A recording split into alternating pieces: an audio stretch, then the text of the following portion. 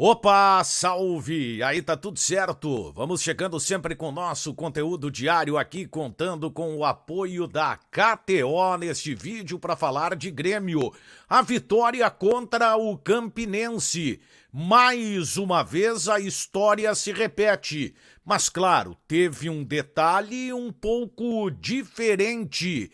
E a declaração que chamou a atenção projetando o Grêmio para o clássico Grenal. Mas antes tem aquele recado para ti que é bom de palpite. Chega lá na KTO, faz o teu cadastro agora, use o cupom Daniel Oliveira e você vai ganhar 20% de desconto no valor do teu primeiro depósito, ou seja, mais oportunidades para ganhar na KTO, certo? Vamos lá então, vamos falar da vitória do Grêmio, 2-0 sobre o Campinense. Grêmio avança de fase na Copa do Brasil, num jogo que mais uma vez chamou a atenção a escalação do Grêmio, demonstrando que Ferreira não está ainda totalmente recuperado.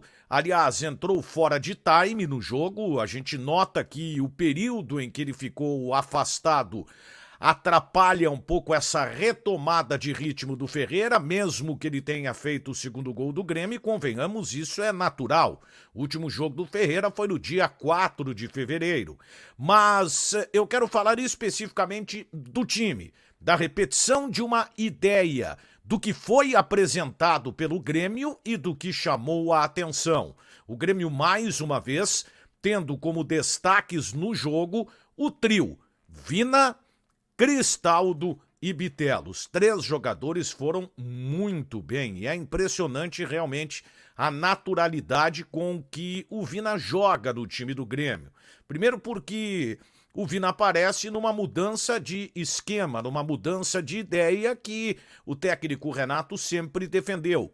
E segundo, né, porque são poucos jogos com a camisa do Grêmio, recém-chegado, mas é um jogador que vem acrescentando demais ao time. Bitelo foi muito bem, Viraçante também foi muito bem, o Cristaldo eu já falei, João Pedro, olha, embora o Fábio tenha treinado e o João Pedro ainda carece de um melhor ritmo, é um jogador que agregou muito mais do que o Fábio na posição.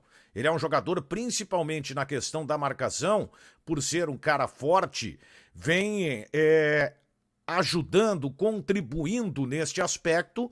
E se a gente fizer uma comparação com o Fábio, o João Pedro marca melhor do que o Fábio. Então o Fábio eu acredito que vai perder a posição. Do outro lado, uma preocupação, porque até agora, sinceramente, eu não tenho gostado daquilo que vi do Reinaldo. E até considero que nesse jogo contra o Campinense, ele não fez uma boa partida. Bom, o que joga o Luizito Soares, a facilidade com que ele joga, é um negócio impressionante. Não teve gol dele, é verdade, mas teve um passe de calcanhar incrível para o primeiro gol marcado pelo Grêmio. Gol este do Cristaldo. Jogada que começou com o Cristaldo, bola para Soares, o passe, assistência e o gol do Cristaldo. O Grêmio, e esse é o ponto que mais chama atenção e por que a história se repete, e depois eu vou falar só o ponto que foi diferente, é que o Grêmio criou demais. Para que você tenha uma ideia, estava acompanhando aqui no SofaScore os números do jogo, a estatística da partida, foram 23 finalizações do Grêmio no jogo. 10 foram no gol, e aí, claro, o goleiro jogou demais. 9 foram fora do gol e 4 finalizações elas foram bloqueadas, foram interceptadas. Mas esse é o ponto que chama atenção. A quantidade de oportunidades que o Grêmio criou. A mesma coisa que aconteceu na partida contra o Novo Hamburgo. E é claro que isso se deve muito a essa ideia dos três meias, que deixa o meio de campo, essa linha de três, com mais mobilidade. O Grêmio não fica restrito à jogada do lado do campo com o atacante, no caso, o Ferreira.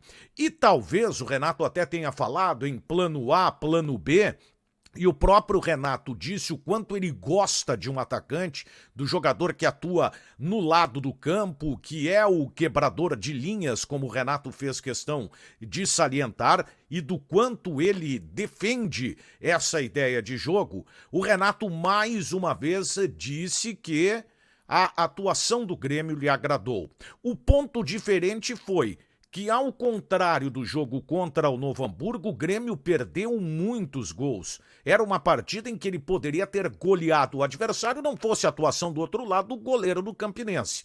Mas esse é o ponto importante. O Grêmio criou, mais uma vez, muitas oportunidades. Ele foi superior ao seu adversário, teve 73% de posse de bola. Falei sobre o número de oportunidades. O Grêmio é um time que circulou a bola com absoluta tranquilidade, mesmo enfrentando um adversário que tenha jogado com todas as suas linhas no seu campo, e foi o dono absoluto do jogo. O Grêmio, na verdade, não correu risco. Não correu risco. O Campinense teve uma conclusão durante esses 90 minutos, que foi aquele chute, e aí o Kahneman até ficou meio atrapalhado ali no lance, em que a bola foi chutada e passou perto do gol. O Adriel até pulou para tentar fazer a defesa. Fora isso, o Campinense não fez nada. E isso também se deve a essa estratégia do Grêmio. Claro que há evidente uma diferença técnica entre os dois times, mas é aquilo que eu falo. Por mais que o Grêmio tenha enfrentado adversários que não tenham apresentado, digamos assim, uma exigência maior, é importante comparar o Grêmio com o Grêmio. E esses dois jogos demonstram um time que cria muito mais oportunidades. E o Grêmio, claro, acabou vencendo por 2-0, vencendo com tranquilidade, num placar que eu até considero injusto, porque o jogo deu ao Grêmio a possibilidade, pelo que foi criado pelo Tricolor, de mais uma vez golear o seu adversário. Bom, o Renato concedeu uma entrevista coletiva e ela foi muito importante, principalmente na primeira frase. Claro que o Renato falou que não queria falar em Grenal, primeiro curtir a vitória, primeiro jogo de Copa do Brasil, aquela história toda, mas aí veio a frase. O Renato até colocou: olha, muitos de vocês até podem dizer que esse Grenal não vale nada. E eu vou ser bem sincero, não vale para efeito de tabela, mas é Grenal. E seguindo esta linha, o Renato usou a seguinte frase, eu fiz questão de copiar: Grenal vale muito pela rivalidade que tem. Ora, esta é uma frase que ela é sintomática. E aí eu quero resgatar algo mais que eu vi no jogo, que eu observei na partida. Como o jogo estava sob controle, sob domínio absoluto do Grêmio, em determinados momentos se via, era nítido que os jogadores estavam se poupando. Talvez pudesse até dar a falsa impressão de cansaço, mas não foi nada disso. Como o Grêmio controlou o jogo, o adversário não criou oportunidades, o Grêmio era dono de todas as ações ofensivas da partida, se viu um Grêmio se poupando, visivelmente se preservando para o clássico Grenal. Se eu juntar este ponto com mais a declaração do técnico Renato, que eu vou repetir, o Grenal vale muito pela rivalidade que tem, acho que agora realmente se tira toda e qualquer dúvida sobre o que o Grêmio pretende a respeito do clássico Grenal. O Mano Menezes, pelo lado do Inter, demonstrou o quanto o Grenal é importante para o Internacional. E agora foi a vez do Renato. Ou seja, há o retorno, né? Quinta-feira de reapresentação, o famoso trabalho regenerativo de avaliações, mas eu acredito realmente que o Grêmio